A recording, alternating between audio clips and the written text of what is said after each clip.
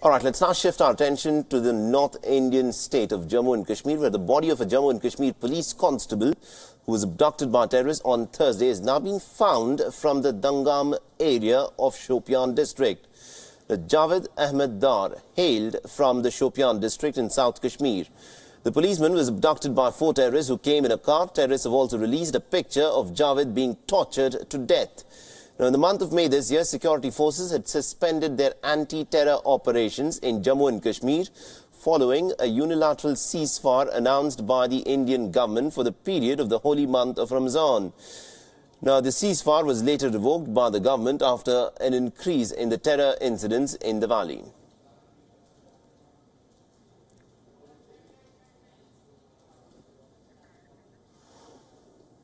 So this is the latest in this yet another gruesome incident where a police constable had been abducted by 4 terrorists is what we're given to understand, and his body has now been found. He was abducted on Thursday. Now, the policeman was in fact abducted by 4 terrorists who came in a car. The terrorists also have released a picture of Javed being tortured to death. In the month of May this year, security forces had suspended their anti-terror operations on the occasion of Ramadan and have now resumed their anti-terror operations. Now, his body was in fact found in the Dangam area of the Shopian district. Now, Javed Ahmed Dar hailed from the Shopian district in South Kashmir, and this is yet another instance where security forces have been targeted by the terrorists. It is a police constable, Javed Ahmed Dar, who has now paid the price, and he's been killed by the terrorists. And for more on this, we are joined in by our correspondent Ishan Wani from Srinagar. Good morning to you, Ishan. What is the latest on this gruesome incident that has taken place in Jammu and Kashmir? See, the incident happened yesterday evening at night, actually, when this police constable was in his locality. He was at a shop when he was abducted in a car, apparently. That's what the witness have said, that there was a car which reportedly had fired some shots in the air and the militants had abducted him.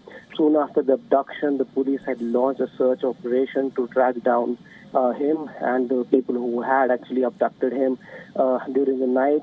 And then in the morning, in the neighboring village in Kulgam district, it's in another district, he belongs from Shopian. He was taken to Kulgam district, and in the morning, locals have found his dead body lying on the road. And after which the police was informed, and police has taken the body in the custody and are doing the necessary formalities before it could be handed over to the family.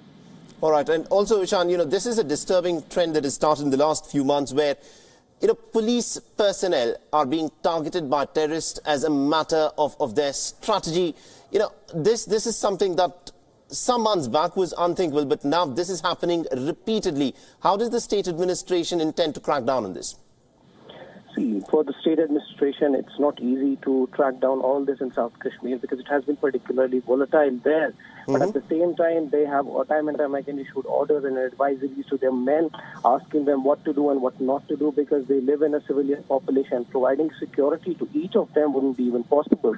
So basically, there have been advisories which have been issued to them. But we have seen in the cases of Aurangzeb or before that, when Lieutenant Fayyaz was killed, that these things have been time and again used to install a sort of fear into the police and even the local army men who are working with the Jawans. So these are the tactics that they have been using. But at the same time, the district administration as well as the police and the government have time and time again issued the, issued statements, giving them advisories what to do and what not to. Absolutely. We'll have to leave there. Thank you very much indeed, Ishan Wani, for joining us from Srinagar and getting us the latest on this story.